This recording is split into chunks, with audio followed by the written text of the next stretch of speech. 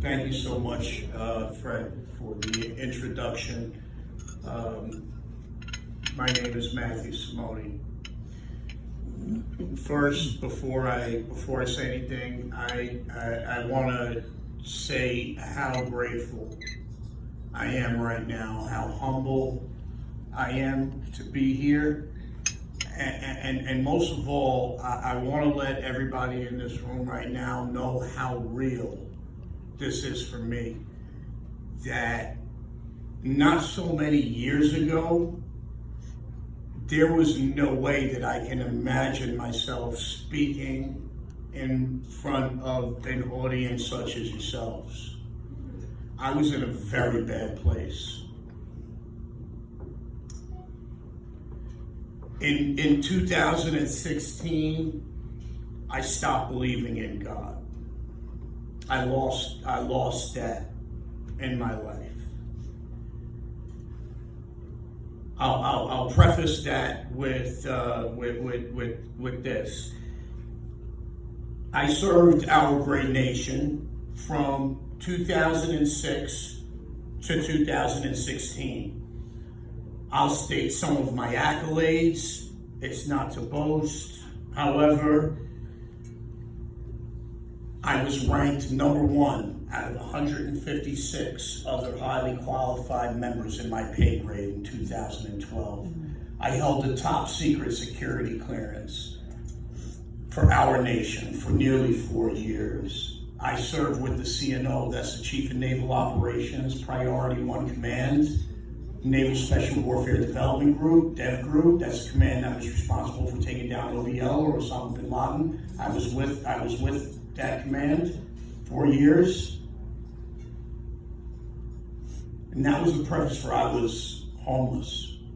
After my discharge in 2016, stationed in Virginia, I was lost. I was self-medicating. I was suicidal. I lost my family. I was estranged from my children. I did not belong anymore. I used to be ashamed of that, but now I wear it as a badge of honor, and I use it as a catalyst to help other veterans that are in my situation, that were in my situation. And believe me, ladies and some gentlemen, that there are so many out there right now. These are our children that are 17, 18 years old, serving, dying, coming back without their souls many times, as I did. And these are our children in these wooded lots throughout our communities. These are our children that are living at the train stations, that are lost, that no longer feel like that they belong to this world that was once ours. This beautiful nation of ours that somehow lost its way.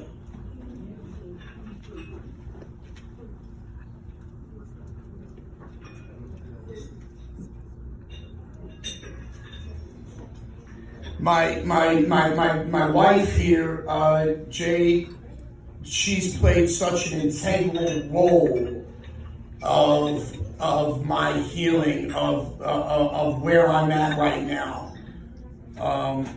This beautiful woman right here, she is an artist. She also tattoos as a method of showcasing her art, right? So when I came back to New York from Virginia, I got tattooed frequently as a method to express my pain, my internal pain that I was coping with.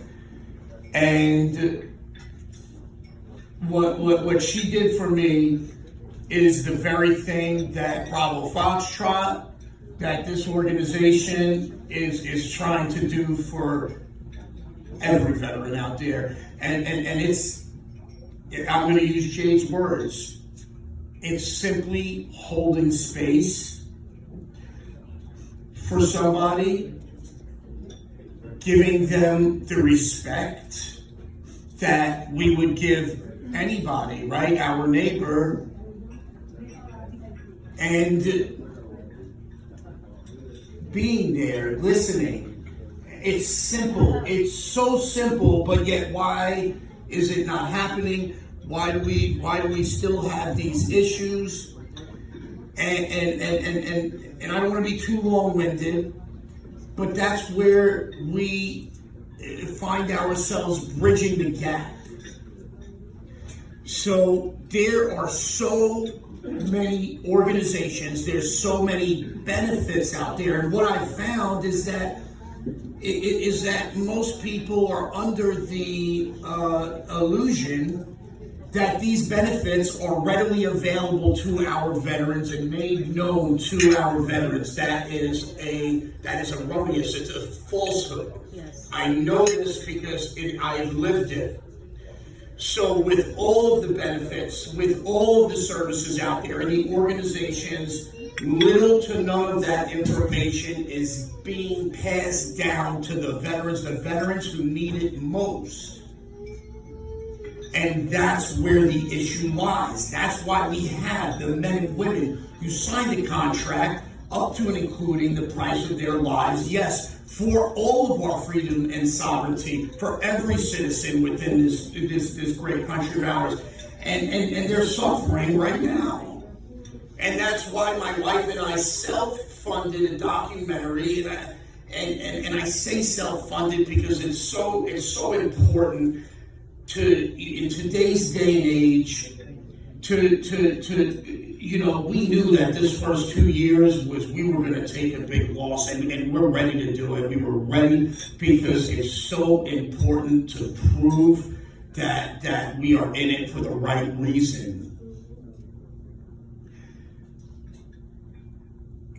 Long Island's Forgotten Heroes is nothing short of a masterpiece in my opinion.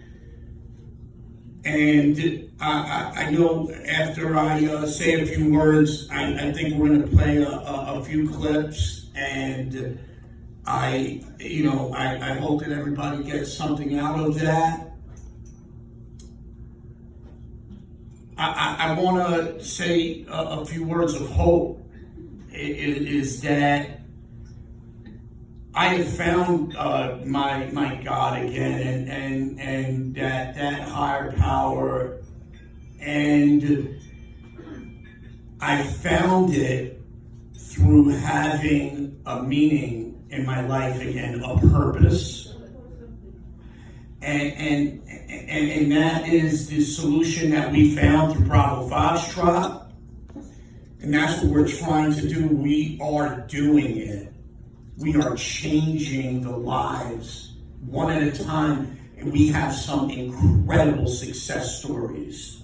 I don't like to boast a lot. I'm outspoken but humble. We have some incredible success stories. I'll name just a few. We have veterans that have been homeless and discharged for over a decade that are now working at hospitals, that are now living in their own home. We're talking about men and women that were living homeless over a decade. All the resources out there.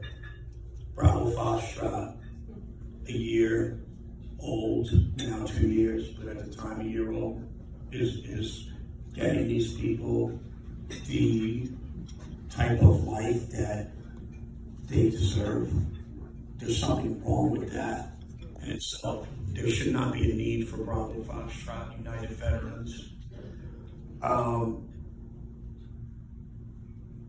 I want to, if it's okay with everybody, I want to take a moment of silence for the men and women that are forgotten, that are living in the streets, that are living in these wooded lots, that we have no idea that they're out there. And they're right as we speak right now. They're there. I just like if everybody could please take a moment of silence. Thank you so much.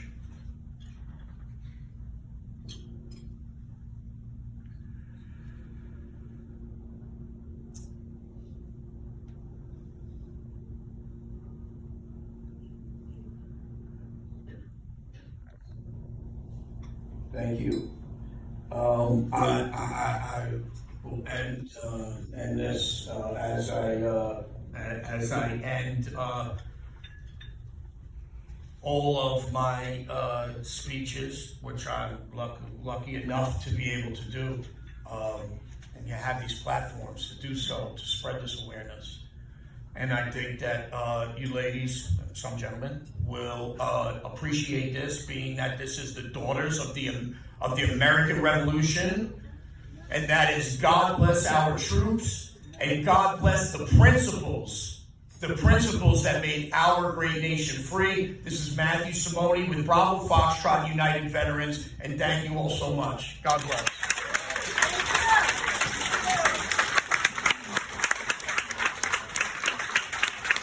Thank you.